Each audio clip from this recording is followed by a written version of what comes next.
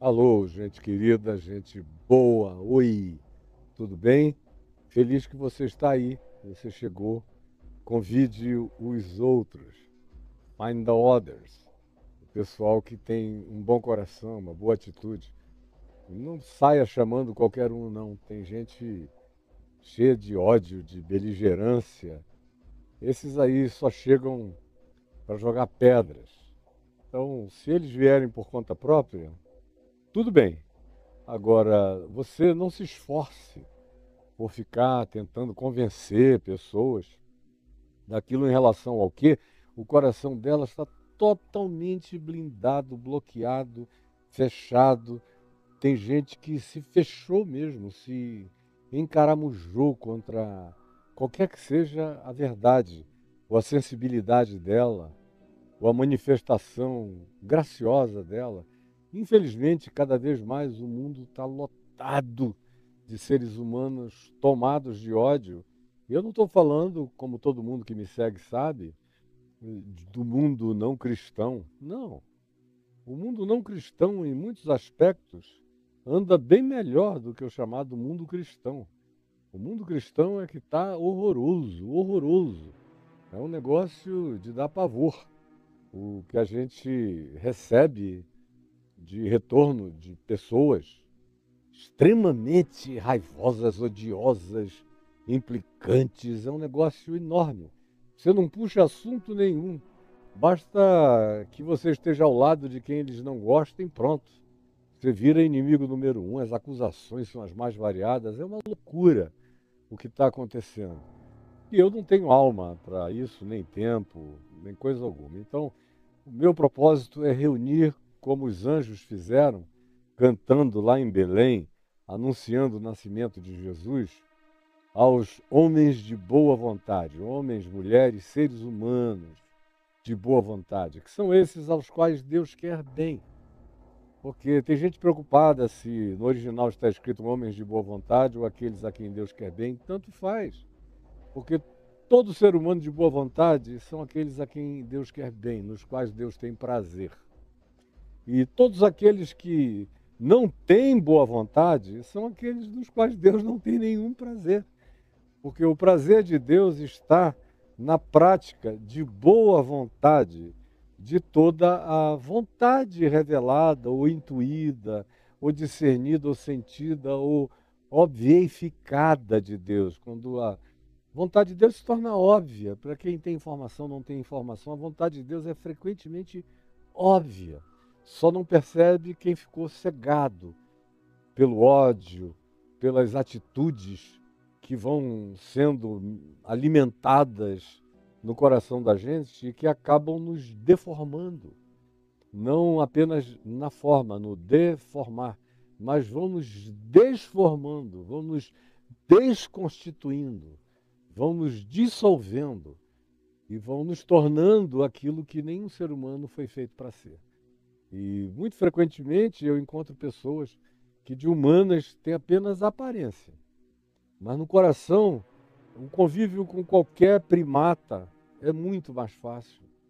Você fazer amizade com um gorila fica muito mais tranquilo e carregado de fidelidade e de boa vontade e de espontaneidade do que com muitos seres que têm essa cara humana, mas por dentro não são nem reptilianos, seria um insulto aos répteis, mas são sangues mais do que gelados, frisados, são seres sem alma, sem espírito, cada vez mais mortos, mortos em delitos, em ódios, em antagonismos, para todo lado, incapazes de amar. Como Paulo diz, escrevendo a Timóteo, no capítulo 3 da segunda epístola, a Timóteo, quando ele diz: fica sabendo isso, Timóteo, que quanto mais a gente chegue nesse tempo dessa gravidez escatológica da história humana, mais os seres humanos vão se tornar irreconhecíveis, terríveis, tenebrosos, odiosos, odientos, sem afeição pessoal, nem por pai, nem por mãe, nem por filho, nem por ninguém. Gente torcendo de um lado e do outro, são uns contra os outros. A violência vai tomar conta de tudo.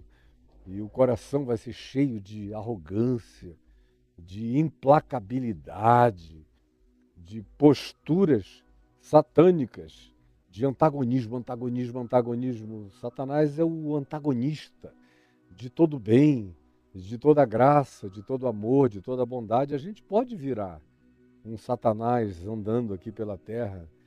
A gente parece humano, mas deixou de ser. Ou os diabos humanos, como Jesus diz em João, no capítulo 8, é Jesus que diz: vós sois do diabo, que é o vosso pai. Ele falou isso para os caras mais religiosos da face da terra, os mais rigorosos, severos com a sua religiosidade. Leia João 8 com calma. Tente fazer isso, pelo menos com inteligência. Se você não tem mais coração, mas sabe ler, pontuar, pelo menos leia com pontuação. Parágrafo, ponto seguido, ponto e vírgula, vírgula, valendo. E não fique desconfiado do que você lê, é o que está escrito mesmo. Em qualquer versão que você escolha ler, vai ser isso que você vai encontrar. Jesus dizendo, vocês? E eles tinham acabado de dizer, agora nós cremos em ti. Aí Jesus disse, que vocês creem em mim? Ah, então ótimo. Quase uma ironia, um sarcasmo de Jesus. Agora vocês creem em mim? Então, se vocês creem em mim, vocês vão conhecer a verdade. Não é um slogan, é conhecer entranhadamente, é provar, é experimentar a verdade como amor, o amor como verdade, o amor e a verdade como justiça, a justiça e o amor e a verdade como luz, a luz como amor, justiça, verdade e bondade, a bondade como amor, justiça, verdade e luz. São coisas que não se separam nos evangelhos, segundo o ensino de Jesus. Então, já que agora vocês dizem que creem em mim, vocês vão conhecer a verdade, se vocês de fato creem em mim.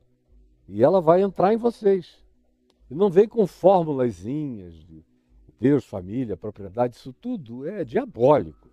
O conhecimento da verdade é transformador, é humanizador, é divinizador. Faz da gente pessoas que perplexificam anjos, que chocam em sabedoria os principados e as potestades celestiais. E não essa coisa horrorosa, que fica muito mais agradável um convívio com um chimpanzé, com um gorila, com um orangotango. Qualquer animal é infinitamente melhor do que ter o seu convívio, porque você morde, e você abocanha, e você é raivoso, e você transmite cólera. Você é um ser do mal.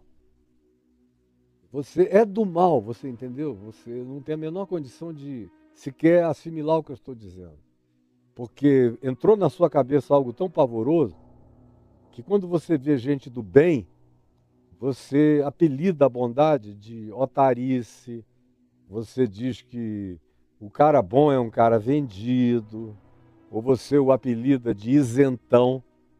Se você não tem lado, partidarismo, se você não está nem aí para os clichês políticos, ideológicos, direita, esquerda, ou isso e aquilo, mas se você só se interessa por criar pontes, por aproximar pessoas, ouvi-las, mesmo que você não concorde com tudo que elas dizem ou com nada do que elas dizem, mas botar uma cabeça de ponte para iniciar um diálogo que pode significar uma boa nova transformadora, não interessa semelhantemente aquele público de Jesus, acerca do qual eu estou me referindo em João 8, especialmente agora, são pessoas que não acolhem essa prática do Evangelho de jeito nenhum. Eles odeiam ver o Evangelho em prática.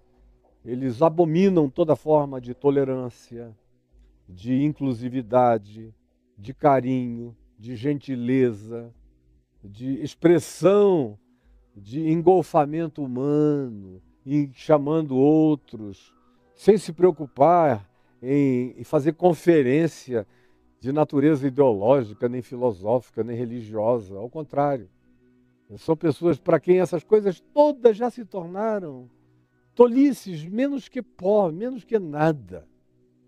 E aí, você que é assim, todavia, diz que conheceu a verdade, porque você frequenta uma igreja, você foi convencido a dar o dízimo para fazer uma barganha, para ganhar de Deus mais dinheiro. Não é por espontaneidade, não é por amor, não é por alegria, não é medo, é pânico, é barganha. São as coisas que a vida inteira eu digo desde jovenzinho na pregação do Evangelho, porque elas são óbvias.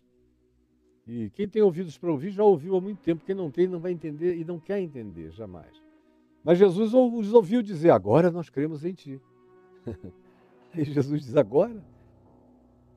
Então, se vocês creem em mim, vocês vão conhecer a verdade. E se vocês conhecerem a verdade vai libertar vocês dessa maldade. Vai libertar vocês de vocês mesmos. Vai tirar essa nhaca satânica do coração. Vai colocar cheiro de gente em vocês. Vai colocar boa vontade em vocês.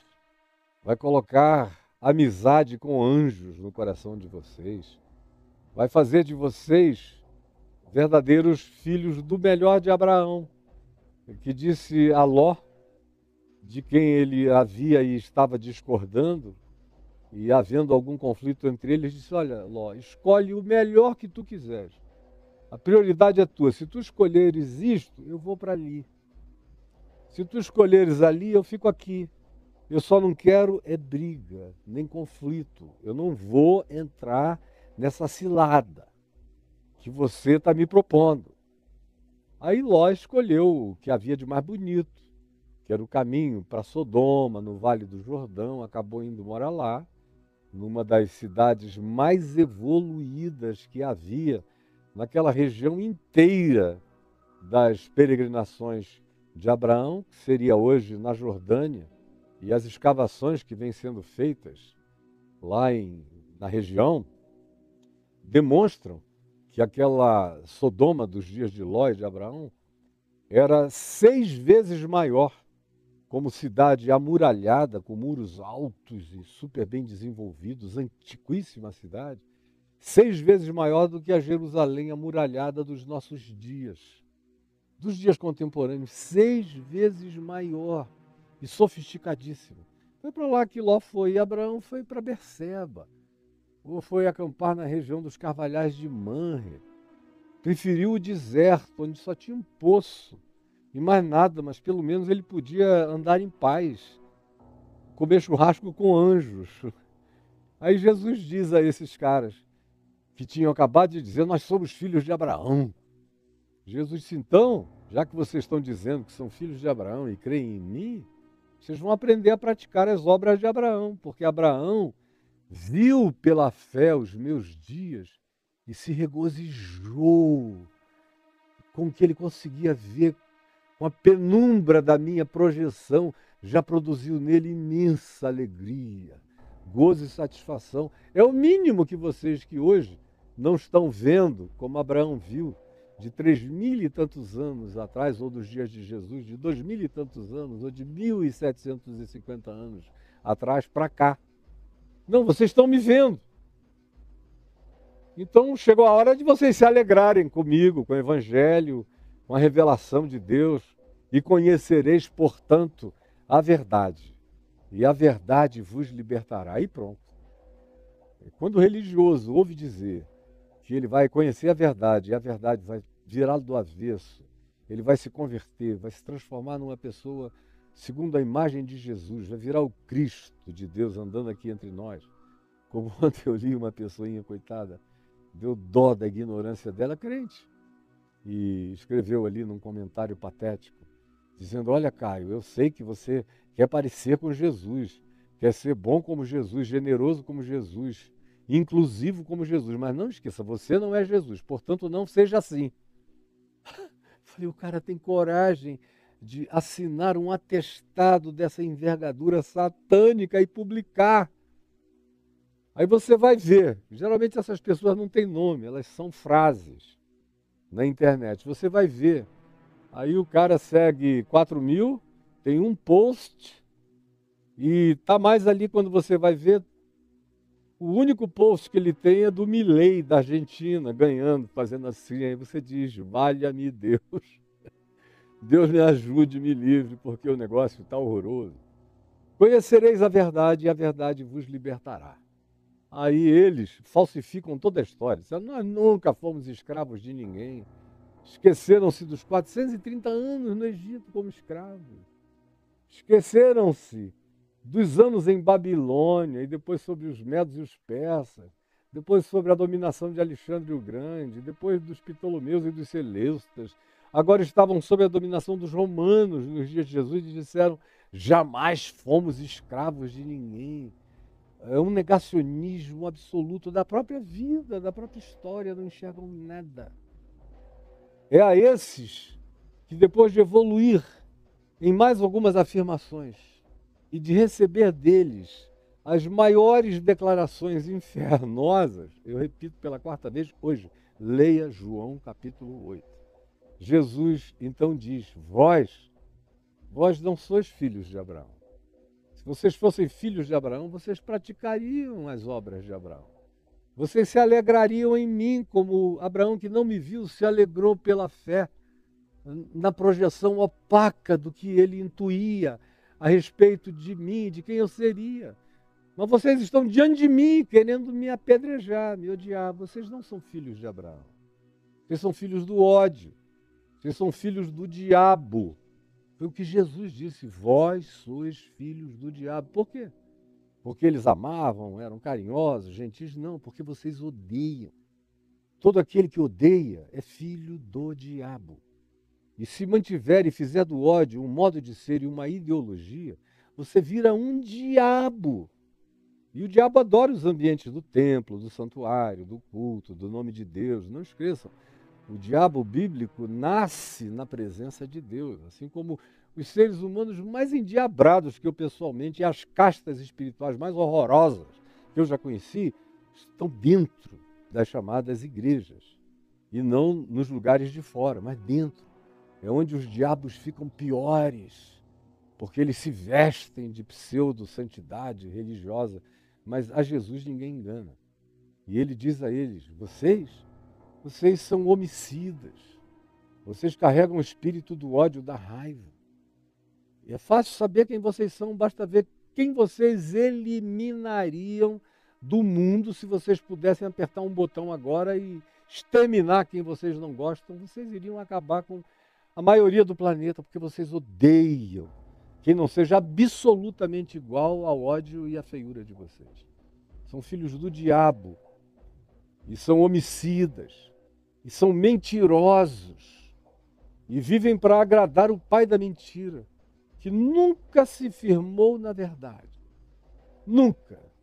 Ao contrário, é mentiroso e homicida o tempo todo. E não há nada que o faça converter-se do seu satanismo, do seu diabrismo, dos seus ódios, da sua malignidade para qualquer uma outra condição. E eu sinto dizer que, infelizmente, no nosso tempo, tem uma quantidade absurda. Eu não estou falando de pessoas distantes, não. Estou falando de gente aqui, desse país, e de mais do que desse país. Dentro da chamada igreja, meu Jesus, como uma coisa ficou lotada de gente possessa de demônios, de diabos, de ódios, de raiva. São filhos do maligno. E aí são as pessoas mais difíceis de você alcançar com o evangelho, porque são contaminadas pelo mal. E isso mudou até o DNA delas, mudou o gene delas, mudou a natureza delas. Como Paulo disse, se você começa a praticar essas coisas, você vai se tornando as coisas que você pratica. E chega a um ponto de irreversibilidade. Chega a um ponto em que não dá, como diz o escritor de Hebreus no capítulo 6, versos 5, 6, 7, 8 e 9, chega a um ponto em que não dá para reverter. Como ele diz, é impossível outra vez renovar para arrependimento aqueles que tiveram conhecimento real da verdade, mas blindaram o coração e se tornaram antagonistas deliberados da realidade do Evangelho. E aonde quer que encontrem o Evangelho, eles se antagonizam. O Evangelho lhes faz mal. O os perturba, os angustia. Como Paulo disse que seria. Eles se tornarão tão apóstatas da fé, embora vivam falando o nome de Deus, escarrando o nome de Deus o dia inteiro. Falam o nome Jesus, mas não sabem a que isso corresponde. Falam o nome Jesus, mas a descrição era do próprio diabo, o mais maligno possível. E o apóstolo Paulo diz: se tornam irreversíveis, se tornam impossíveis de renovação para arrependimento, como diz a Epístola aos Hebreus. E tome cuidado para que você não se torne uma pessoa assim. Como diz o livro de Provérbios aqui na Escritura, no capítulo 29, no verso 1, que diz que o ser humano, que muitas vezes repreendido, endurece a cerviz, não se dobra, não se curva, não ouve, não reflete, não atende e não entende, não quer entender para não ter que atender, e não quer atender para não precisar entender. É um ciclo diabólico na vida. Então, quando você entra nesse processo, diz Provérbios 29:1, que essa pessoa que é advertida, ouve, mas endurece, petrifica o ser, endurece a capacidade de se vergar ante o amor de Deus, será repreendido uma hora dessas, de repente, vapt-vupt, sem que jamais lhe haja cura. Essa é uma das expressões mais veementes da Escritura. Do Cordeiro de Deus que tira o pecado do mundo, tirou, tira e tirará. Do Cordeiro de Deus que é aquele que venceu, como diz Apocalipse 5, para abrir os selos da história humana e conduzir a história até a possibilidade de um final de reconciliação total dos humanos com Deus. Porque Deus já se reconciliou com a humanidade em Cristo. Deus estava em Cristo reconciliando consigo o mundo.